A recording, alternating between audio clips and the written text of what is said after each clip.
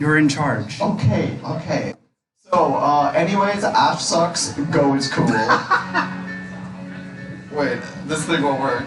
Click it. Oh, is it not working? Yeah, click it in. We're very professional.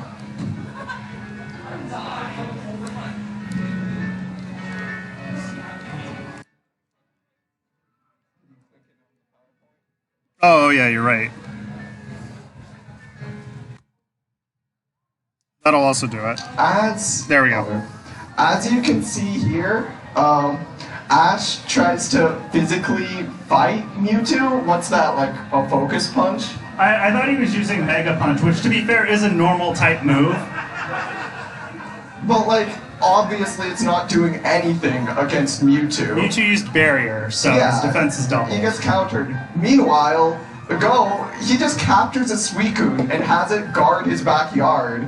I mean, isn't the Suicune supposed to, like, protect a forest? Yeah, he stole the protector of the forest, abandoning it so Tonka could bulldoze it and create a dairy farm, just to keep his backyard safe. Talk about being overqualified for your job. Isn't this your, what, 99th panel? This isn't about me, this is about them. It's about Ash, as in order to make friends with this Pokemon, he needs to put them through a lot of physical and emotional abuse. I mean, look, Pikachu's nearly dead. And meanwhile, wait, oh, is that Go making friends with Pokemon? Like a normal person? As you can see here, Go is having a nice little wholesome sleepover with his newly caught bug friends. Ash and Pikachu, being the little bummers that they are in the timeout zone. This is Ash's most recent team. He won a championship, so what? Fine, on the surface, this looks decent enough. He's got like Gen 1 nostalgia. It's fine.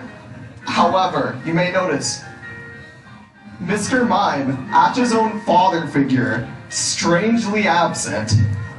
Basically, because Ash thinks he can only have 6 Pokemon at one time, he had to sit Mr. Mime down and inform him that they're not actually going on the camping trip, which Mr. Mime saw through because this is how Ash showed up to tell him, replacing Mr. Mime with the hot new Gengar down the street. So this should come as a surprise to no one, but Ash gets punked by Team Rocket every time. I mean, look at that. He's being stopped in the most embarrassing way possible. I think we have a similar height disparity. Let's try this out.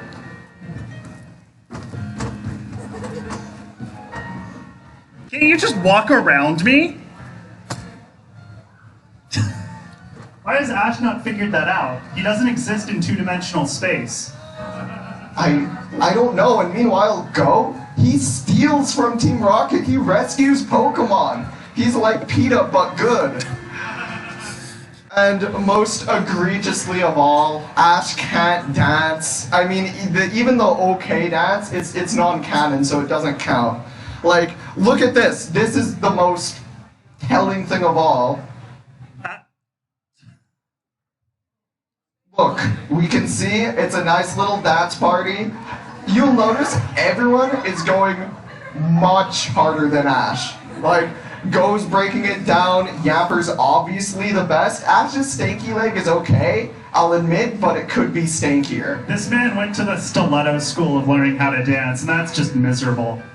So now that we've just, I think we've made our point. Yeah. But, wait, there's 128 more slides. Oh. What? What's next? Okay, Ash is terrible at winning his badges, unlike Gary, who has an Etsy collection, I guess. So we have the weighted companion cube badge for beating GLaDOS, the quill badge for signing the Declaration of Independence, and the Taco Bell badge for eating 2 Crunchwrap Supremes and not breaking the toilet afterwards. I did sell those to him on Etsy for $50. I'm not sure why he's bragging about it. They are bootlegged. But that's not really much better than how Ash goes, so we are going to go through all of Ash's Kanto badges, starting with the Boulder badge. So when Ash and friends show up in Pewter City, He goes to Misty's like, hey Ash, do you want any help fighting the gym? And Ash is like, no, I'm not gonna listen to you, you're a girl. So he just goes in, he tries to fight Onyx, and because of type advantages, he absolutely loses. I mean, Onyx is a giant rock snake, and Pikachu is a mouse. There's some natural predation going on here. So when the fight is over, Misty's like, wow, Ash, that didn't work out for you. Are you sure you wouldn't like help? And Ash still will not consult her for help, so he goes to the wisest man he knows. That's right, the rock salesman on the outskirts of town. And this man has an amazing idea. They're going to go to the abandoned watermill. They're going to hook up a generator to that watermill, and they're going to hook that generator up to Pikachu. The problem with this plan is that there is no water in the mill because Los Angeles stole it. So Ash has to power the watermill himself to charge up the generator, which he explodes. This led me to ask the question, how much energy would you have to put into a small generator to force it to explode? There are no Google search results for that, but I am now on an FBI watch list. So anyway, I think that this is a terrible moral for children though, because they're just teaching you to use drugs. Ash is just having Pikachu use drugs to win the fight, and it doesn't matter how much he increases Pikachu's special attack. The moment he tries to use Thunder Shock against an Onix, it's not going to work. I guess the bright side for Ash in this fight, though, is that due to OSHA's safety regulations, the gym is equipped with sprinklers, just like there are probably some up here. So Pikachu does cause a fire hazard, forcing the gym to flood. And even though the fight is over, Pikachu decides to take advantage of the water hazard, defeating Onix. Now, Ash is given a badge after this, which I think is pretty odd, given he suckered punched the gym leader's Pokemon after the battle was over, which, if anything, should probably revoke his trainer card for a while. But instead, he's won a new friend. And I don't know about you, but if I were 15 and already a gym leader, I think I'd be feeling pretty good about myself. But I guess that's just how badly Brock wanted to abandon his 8 children. Next up, we have the Cascade Badge. And this time, instead of Misty offering a lot of help, she just immediately pieces out as Ash appears at the aquarium, where he is let in for free. Wait. Are those fish? Wait, like what? not water types, but legitimately just fish?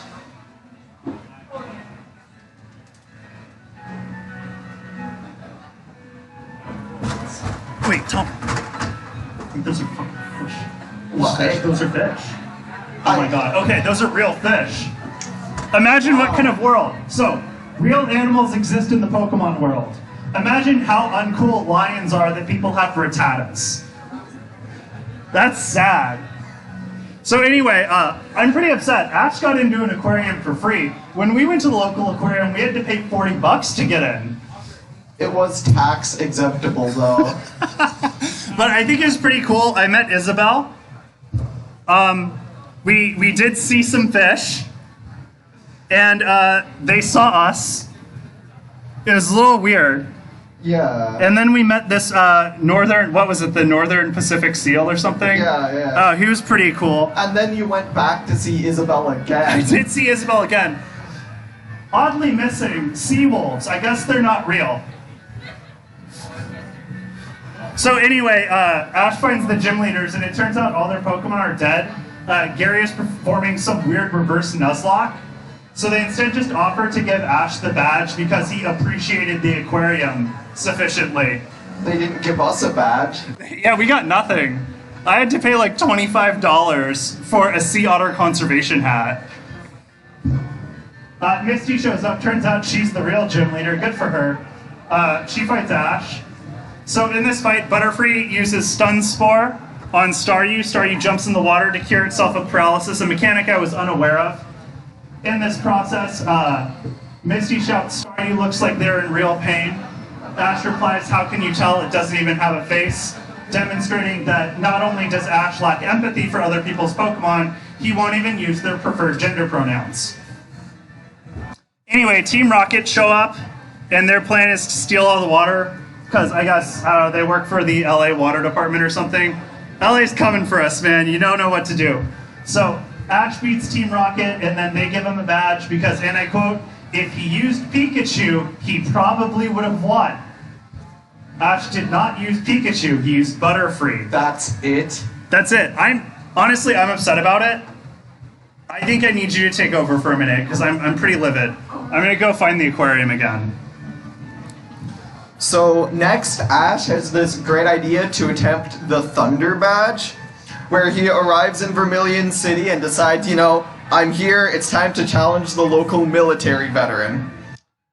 This doesn't go well, as Pikachu gets bodied. Lieutenant Surge, he puts the whippersnapper in his place, and he gets to keep his veteran, like, ID 10% off gum card.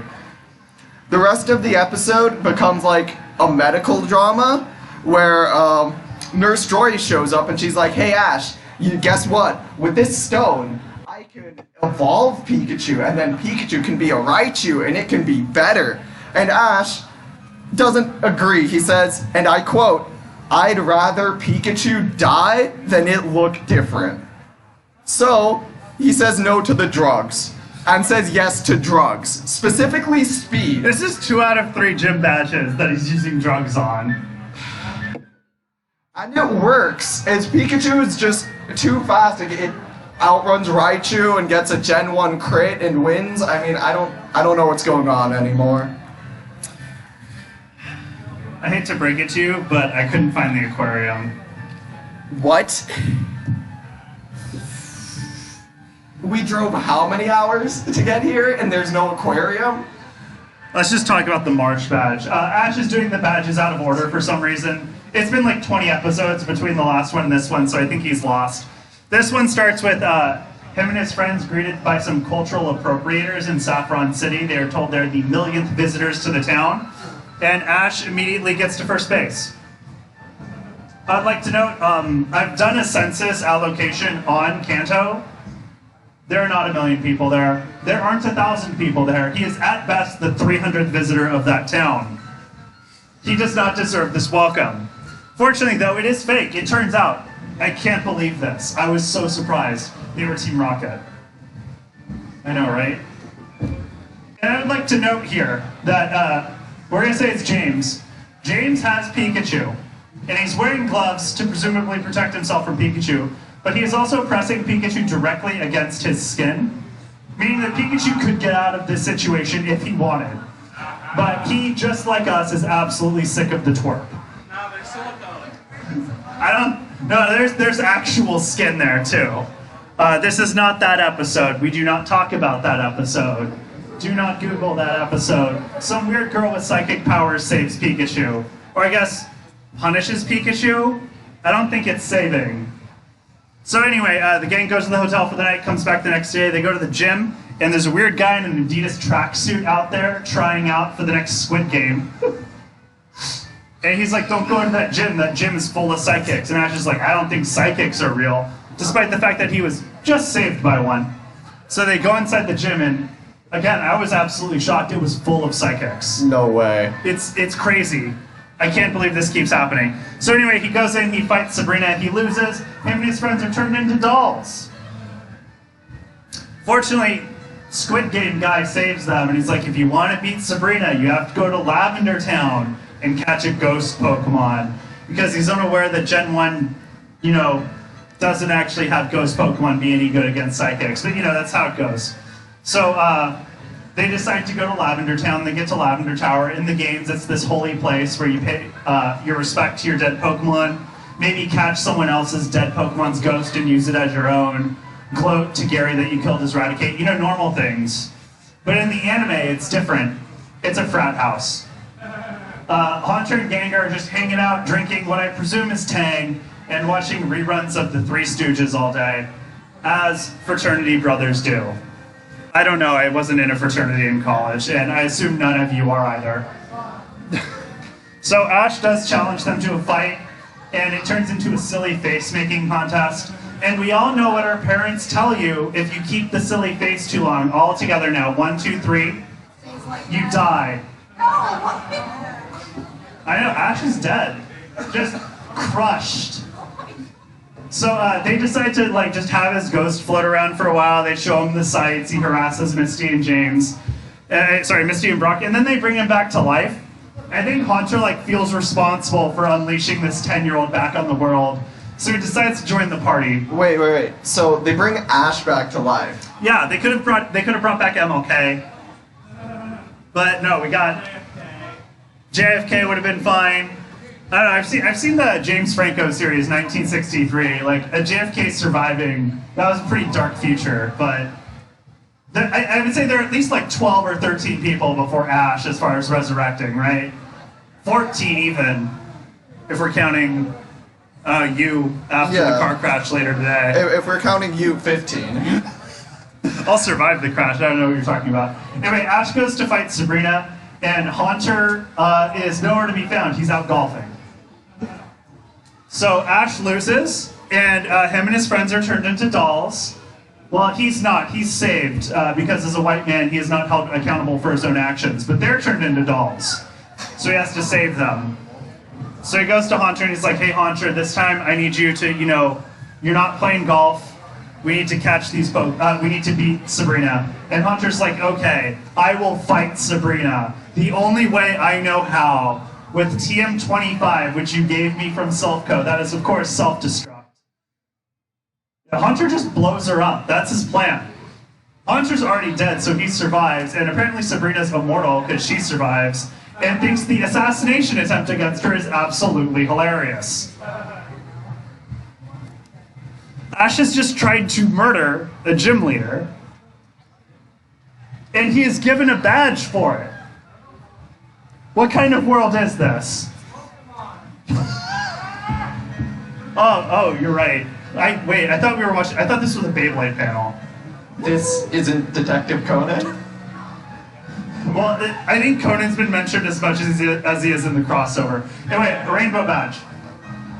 Don't you love just not talking for like 20 minutes while I talk about every badge? I'm gonna sit down here. Yeah, think about what you've done. So Ash shows up in the Celadon gym badge. He is informed there are no boys allowed at the gym, which Gamergates him very quickly. So after a really unfortunate rumble dive, he decides to be like his favorite hero, Steven Crowder, and dress in drag and go to the gym and challenge all the women to wrestling matches, and gets absolutely bodied because of course he does. He's a terrible trainer.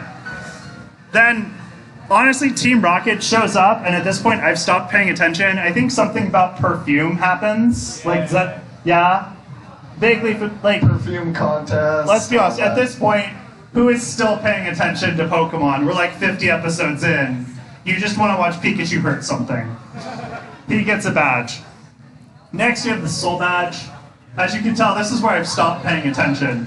But it's good. This episode starts action-packed. Ash is already fighting Koga. He has his Pidgeotto out. He has his Charmander out. Koga sends out Venomoth. And Ash has 2 Pokemon with the type advantage to Koga. So, of course, due to type advantages, he does not win. I know, right? No way. I think even the creators are upset because at this point it just becomes about Psyduck having headaches. And I did not care about Psyduck having a headache. I already don't like taking Motrin for my own headaches. So I decided to check my 401k. And I realized that I was like, oh, I know, I'll get some some green ESG stocks. And it turns out that all those ETFs have oil in them. Because apparently if you want to invest environmentally sustainable, you have to do it with Chevron. Ash gets a badge.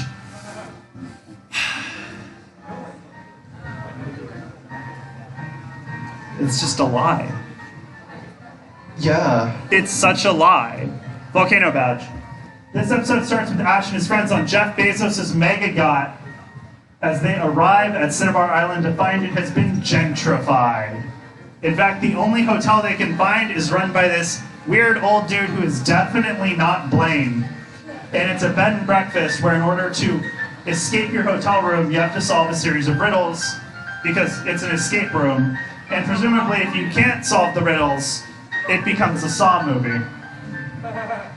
So, but Misty's pretty good at riddles, so they're fine. Anyway, Team Rocket show up, and I guess they try to steal the deed of the hotel or something, so Ash saves the hotel. And you're not gonna believe it, that guy, this guy,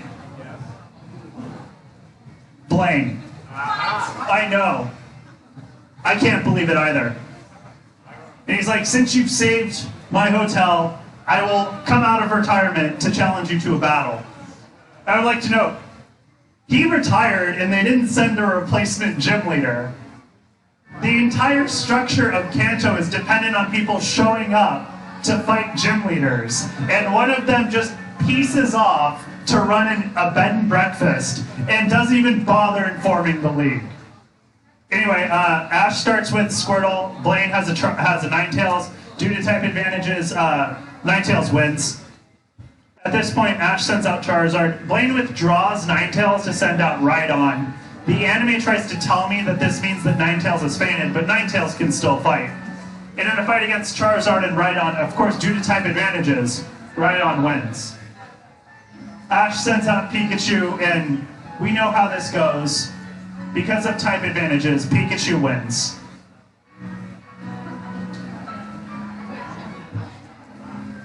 And then while I was confused about all this, Magmar yeeted Pikachu into the sun, and the match was over. At this point, Blaine is telling Ash, too bad, so sad, no badge for you. Sucks to suck, I'm gonna go back to running my Airbnb. And Ash is distraught, but fortunately for him, a plot convenience has occurred. That's right, Cinnabar is under imminent threat of a volcano erupting. Thousands of lives could be lost. And Ash has just watched that episode of Avatar where they fight the volcano, so he knows exactly what to do. And after he beats the volcano in, what, a 1v1 no items, Fox only Final Destination? I guess. It worked with Mewtwo. He goes to Blaine and he's like, Blaine, I beat a volcano, you should give me the volcano badge. And Blaine is like, it's not literal. You have to defeat me, and you didn't do that. You don't get badges for community service. Why do you think you would get badges for community service? Please tell me how you got your other badges. Brock and Misty leave. Blaine does, however, agree to do one last fight against Ash. Ash, for some reason, decides to use Charizard, his least respectful Pokemon, who yeets Magmar into the sun. I don't know why Charizard would do that. But Ash does win. And that episode ends with Misty going, wait, why am I still here? Oh yeah, you owe me a bike.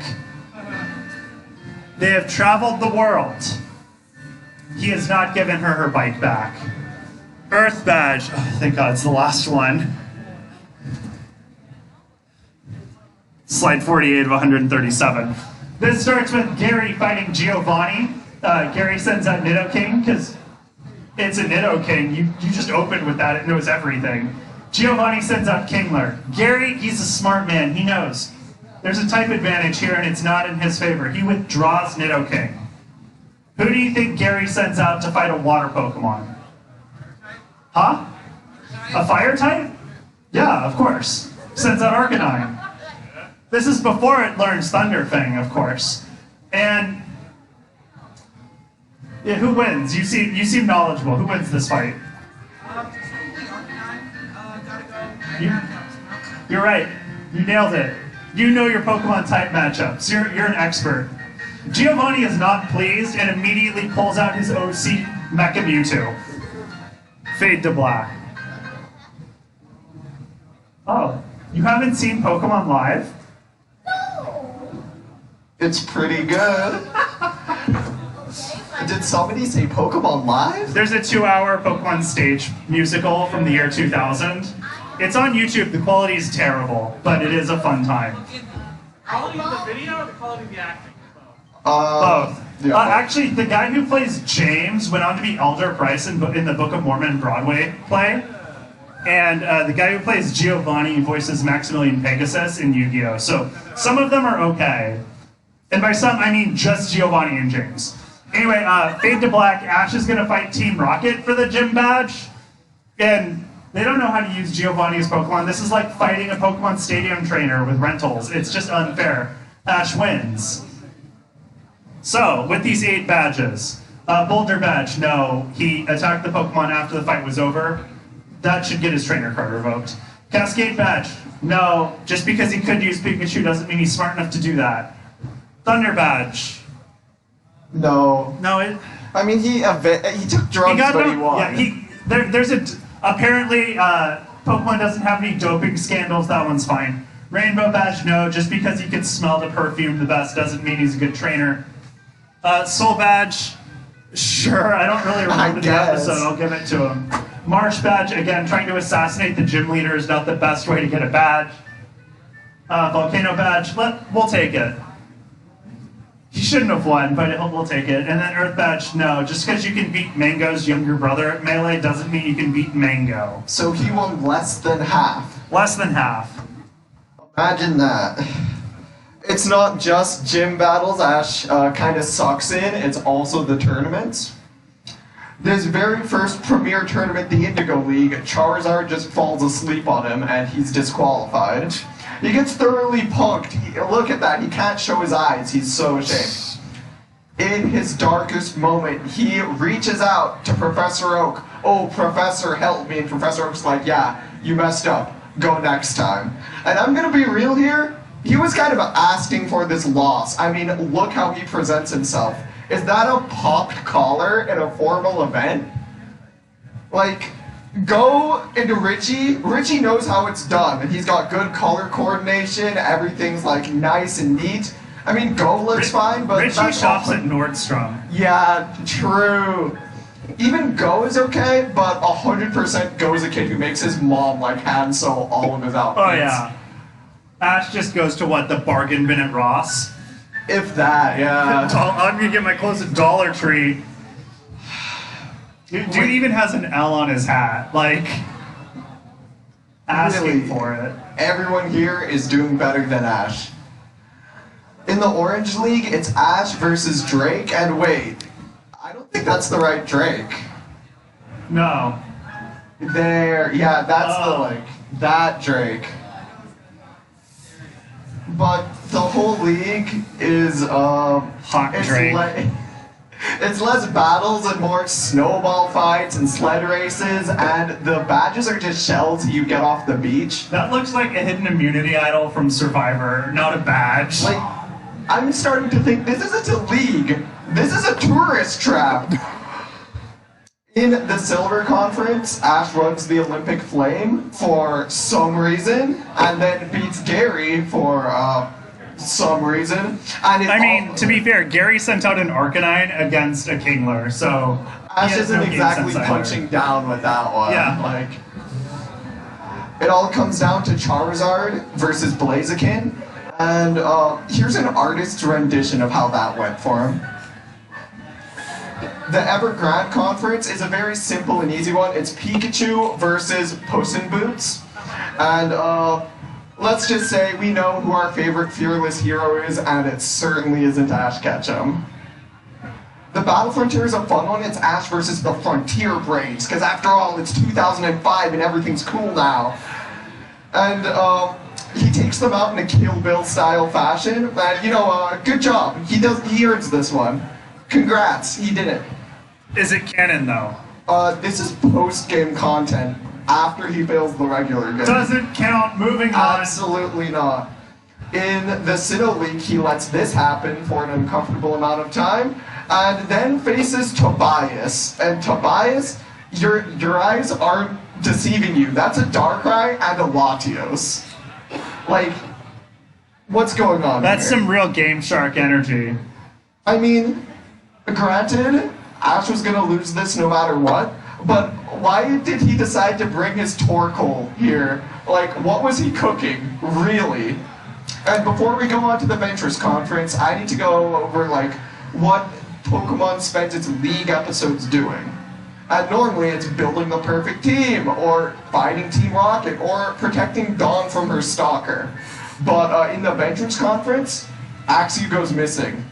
Literally the most disposable plot of all time they saved for the event the fans have been looking forward to for a few years. I don't get it. It's not even a Pokemon though. I mean, I'm glad it goes missing, Good riddance. but why here? It just makes no sense. And then there's Cameron. Literally the one guy who's worse than Ash in literally everything. Wait, why is he showing off a toothpick collection? Well, the point of that is that he thinks That's 8. That's clearly 7. He literally can't count to 8. Can everyone here count to 8? Well, anyways, 1, Cameron 2, can't. 9, 7, 8. Get off the stage. I have a math degree, I'm right. Anyways, much like our friend Max here, Cameron has to stretch his headband and snap it just to get his brain to work. Bam. So this is the level we're functioning at. So you'd expect the fight would go something like this.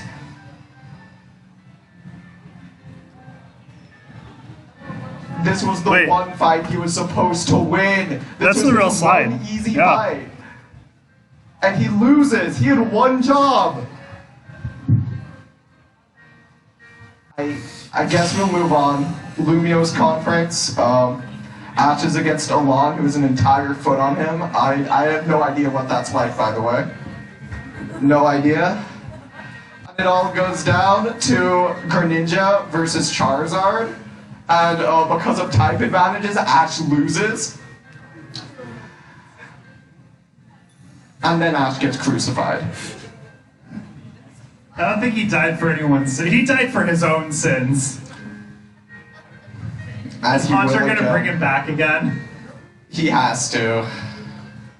In the Manalo conference, you may think Ash is the main character. That's incorrect. It's how. Ash is actually a villain in this one. So, as you can see, Ash's Pokemon falls asleep on him again. 20 years later, and his Pokemon still does that.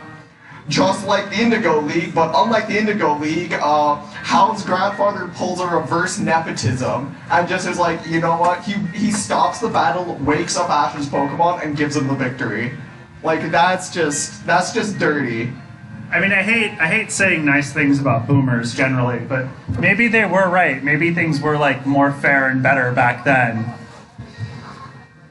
Holding Rowlett's hand in that fight. Yeah, it's a rough one. And you may be thinking, Masters 8 tournament, largest tournament of all time. The fans have been waiting years for this. There's no way he can mess it up.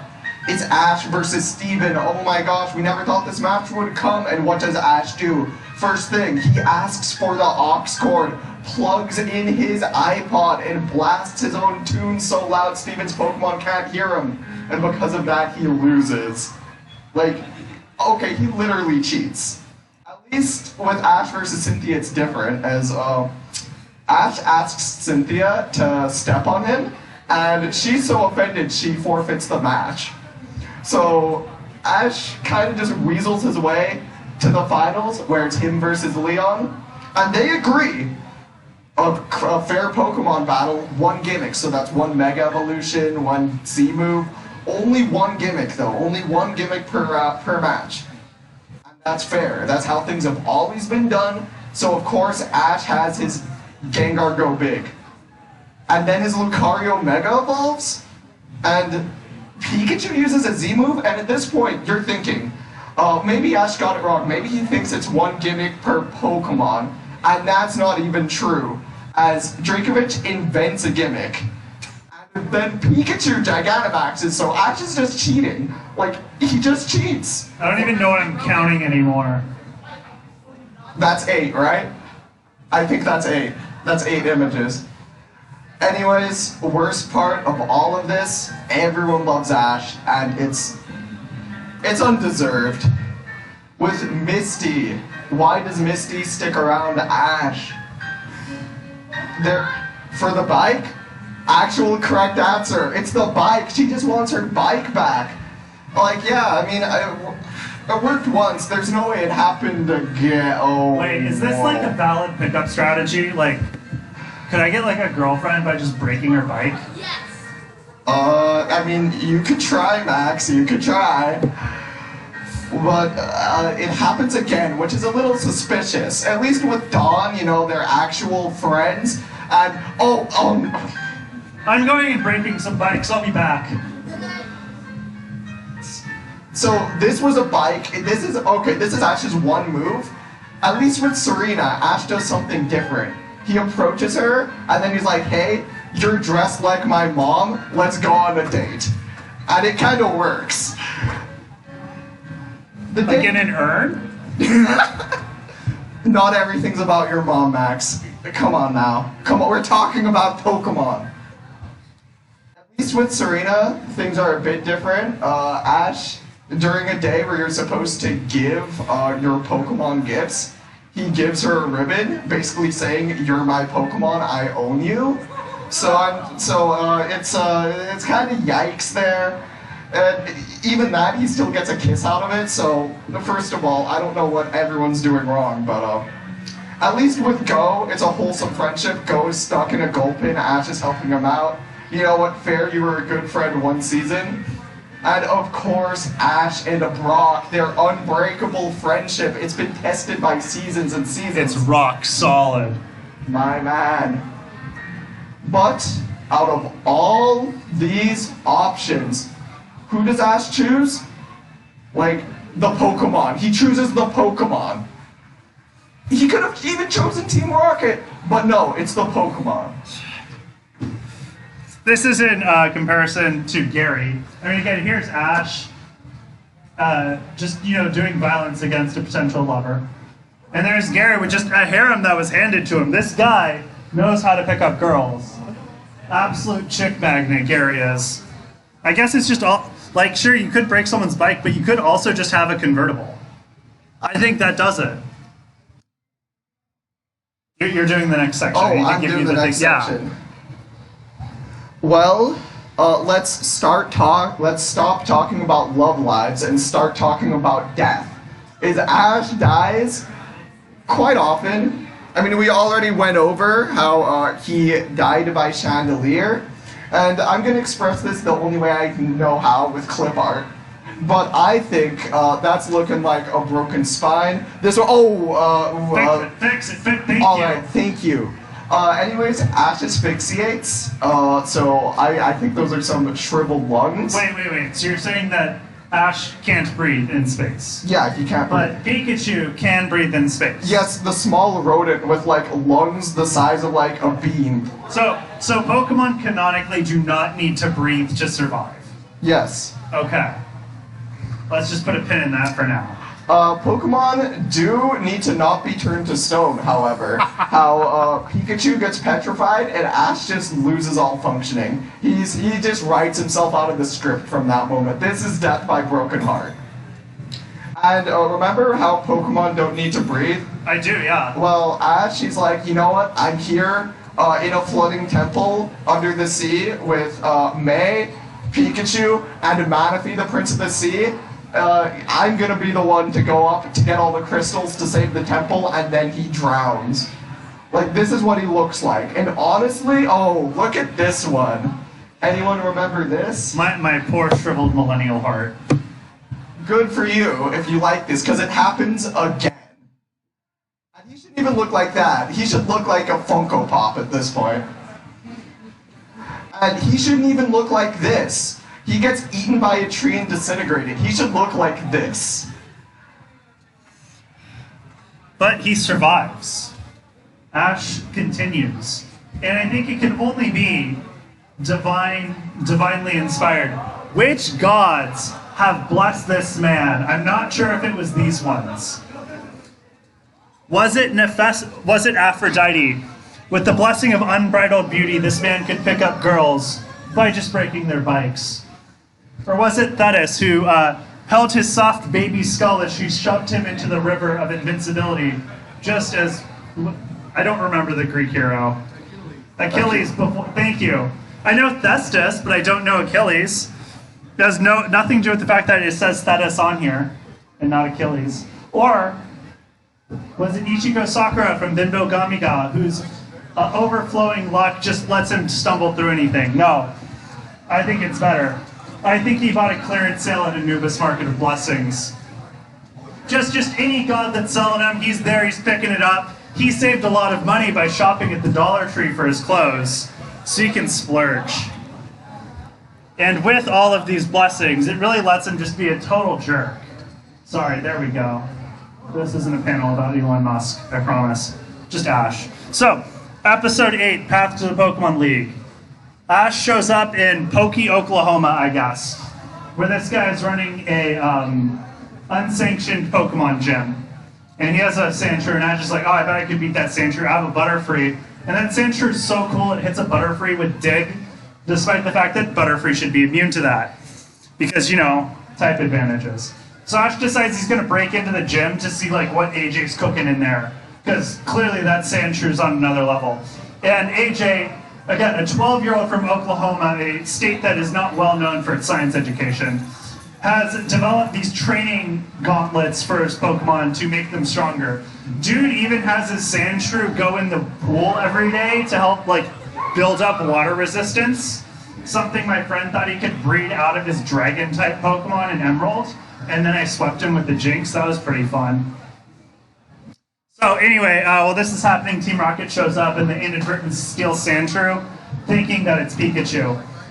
And this leads AJ to be justifiably distraught as his Pokemon are gone. And Ash just gets right in the comments to make fun of him, and then tries to lead all of AJ's Pokemon in an insurrection against him. But joke's on him, they actually like AJ. He's just a cool dude. He's a good guy, he's just a little tough on his Pokemon. Next up, episode 20, Bye Bye Butterfree. Uh-oh. Uh-oh. This episode starts with Ash and friends on a scenic hot air balloon ride, where they find a horde of Butterfree. Brock starts talking to Butterfree and gives him advice on how to pick up all the girl Butterfrees. And it doesn't work because it's Brock.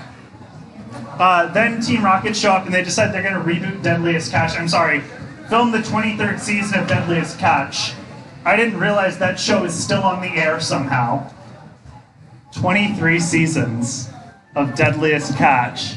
And they haven't captured all the Butterfrees yet. That's wild. Anyway, Ash's Butterfree is able to help save the other Butterfree, and now finally has a chance at love, so he leaves Ash. Now this is supposed to be a sad moment for us, because we've grown to love Butterfree, and he's supposed to mean a lot to Ash. 6 episodes before this, Ash tried to trade Butterfree to this guy. And I'm gonna be honest, that man does not look like he should be allowed anywhere near children. Guy's like, did you know you could trade Pokemon? And Ash is like, yeah, here, have my Butterfree. I don't care what you give me. I'll take Eradicate. Sounds cool. This isn't even the only flying type Ash has done dirty. Remember Ash's Pidgeotto, star of his team? Well, it evolves and Ash is like, okay, you're too big for me. Don't worry, we'll come back for you. He never comes back. He abandons it. He abandons it. To be fair, Ash never ages or grows. The Pidgeotto will always stay too big for him. Yeah. In It's fact, just like Ridley. In fact, it takes until the final episode where Pidgeotto comes back and saves Ash, and Ash is like, you know what, you saved me, Team Rocket won, except you came back and saved me. You're on the team. Guess who's not on the team? Oh, Electric Soldier Porygon. Kind of fitting music for this, if I'm being honest. It all starts with How many Team impacts Rocket. are there? Team Rocket enters the internet because it's the 90s and they plan to launch internet missiles because, you know, the 90s. And Ash is like, oh no, you can't do that to the internet. I love 4chan. So Pikachu, blow up the rockets. And Pikachu does, and it results in an explosion that gives hundreds of kids across Japan seizures. You may think anyone would feel distraught about this. What does Ash say? Wait. You did it, Pikachu. He likes this. He condones this. This was his plan. I don't know what's going on here. What did Japanese children do to Ash? Other than watch his show. This is also, oh yeah, this was in, okay, this is my slide now. And there's several other instances of Ash just being an unrepentant sociopath. Like, as we all know, Charmander dies if its tail flame goes out. So which part of Charmander is covered? Brock uses his poncho to cover Charmander's body, and Ash uses his poncho to keep himself dry. Charmander's tail, still on fire. Brock gets sick from the whole ordeal. Ash just shows up and asks him to make him chicken noodle soup to feel better. And then of course there's episode 1 with all the Spearow and Ash just like throwing Pikachu at them to hope that it'll, you know, trauma bomb them. Is that Misty's bike? You He know- had a 2-for-1 trauma with that. Yeah. And then there's the SSN episode where the boat is sinking and Ash is like, oh, I know, I should send out my Pokemon. Charmander will be great against the ocean. No wonder he doesn't obey him. As soon as he gets strong enough, he's like, this guy sucks. I should go back to Damien. And even the one wholesome relationship in Ash's shriveled husk of a life, Go, it ends poorly. Go, he's like, fine, I'm gonna have to go off on my own adventure, but I feel like a bad friend for doing that. I can't do that to Ash. And he's like, fine. I was like, Ash, I would go out on my own adventure, but I like hanging out with you, and you're my friend, and I never abandon you. And Ash, when hearing this, he says, great, by the way, I'm going on to next season, and you're not invited. And, which, this is a real shame, because they used to be bros. It's still you. Speaking of bros, you know Ash and Pikachu, dynamic duo? If you were the most popular mascot in the world, how would you decide where to lend it out? Sorry, I can't comprehend the idea of being popular. Okay, well, would you let Pikachu go to Boruto? I didn't At least think it's so. not Bleach. And there's Pikachu and Norm Macdonald as well. And say what you want about your favorite 2003 comedian, but I wouldn't trust Pikachu with the Critic or Pico Taro. Like, I don't know what's going on here. Matt Groening does not understand how to draw Pokemon. That's what's going on here. Like, what? Oh, Pikachu's just getting punked. Yeah, just like you. Alright, and Oh, yeah. Ash and Pikachu's bond. Oh, I don't know. This wasn't supposed to copy over. Yeah, I mean, Ash just loved... Here's the thing. For Ash, friendship with Pokemon is about violence.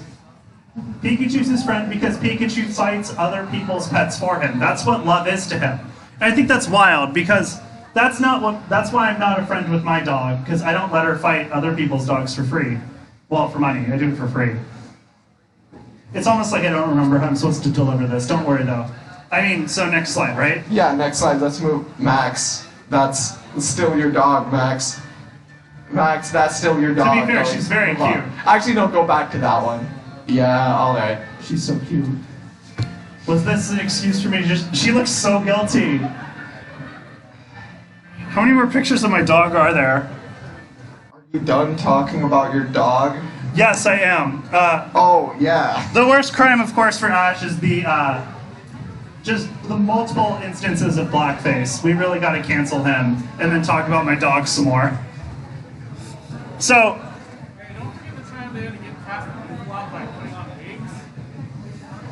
That didn't happen. That season is not canon. Yeah, that's Gen 5. That's not real. So, I think we've established...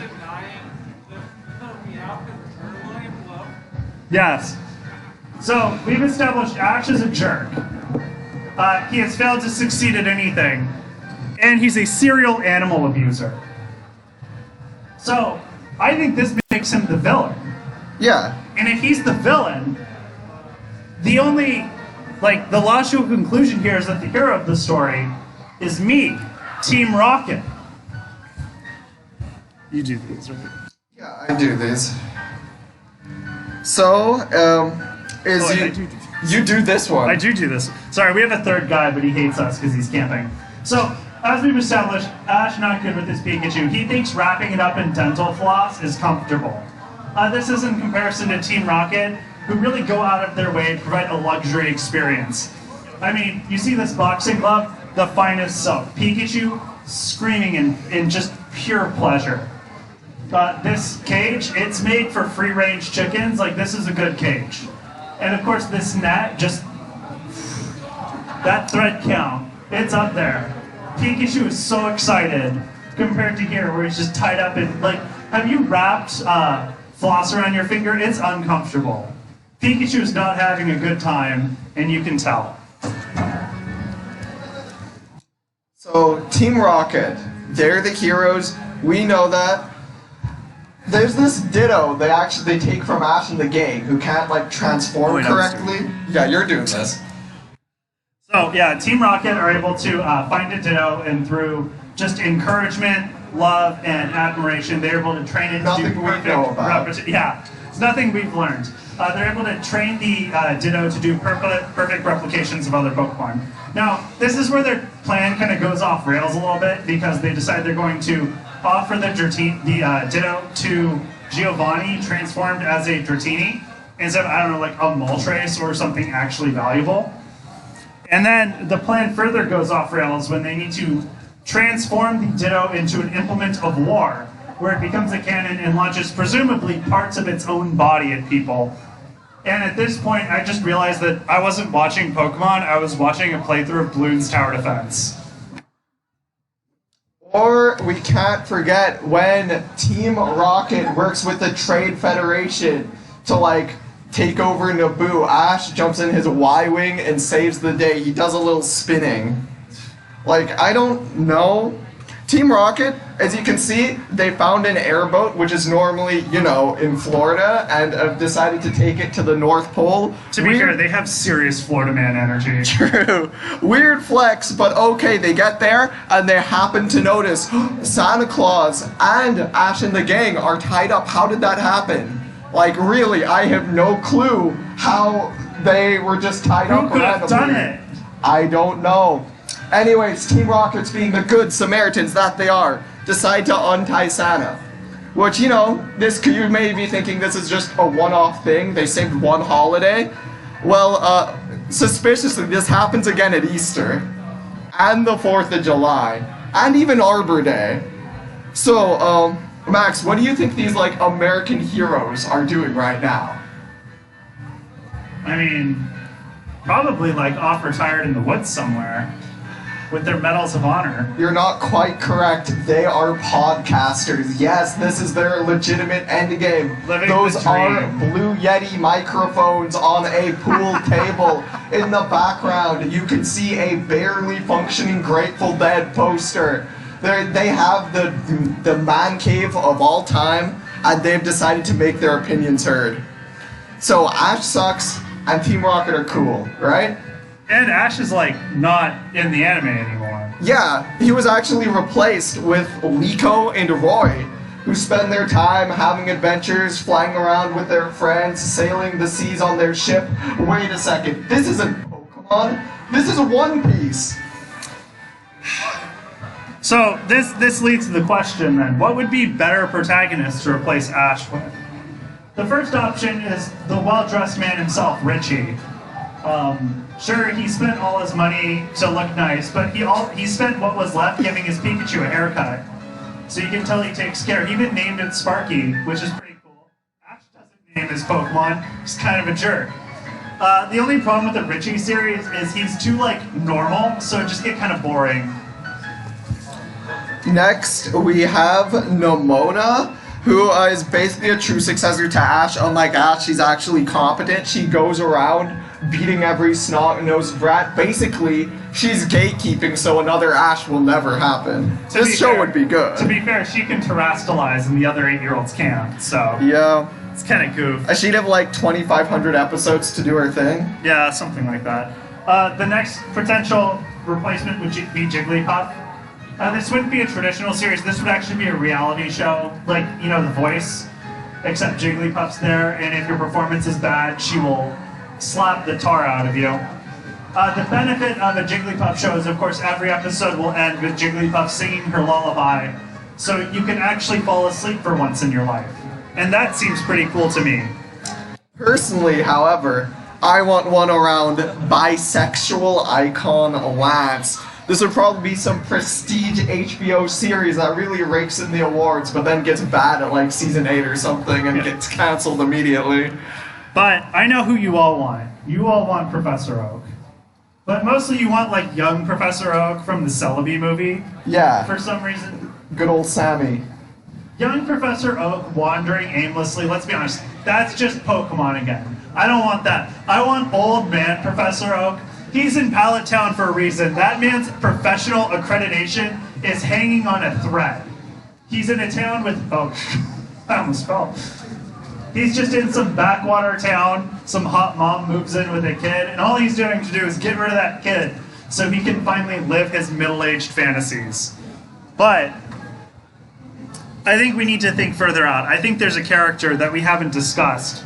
Or a crossover even that'd be much stronger than this. Yeah. And that would, of course, be introducing Pokemon into the well-established lore of the Jackie Chan Adventures cinematic universe. Imagine Jackie Chan wandering around with a Hitmonchan, Toru walking around with himself, or a Hariyama. Jade, I don't know, what would Jade's Pokemon be? Probably like a Rattata. Yeah. I think that'd be pretty cool. They collect the talismans. Talisman is just Chinese for badges, so I think it'd be a pretty legit series.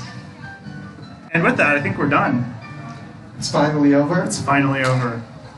That one clap. You did not need to applaud. So,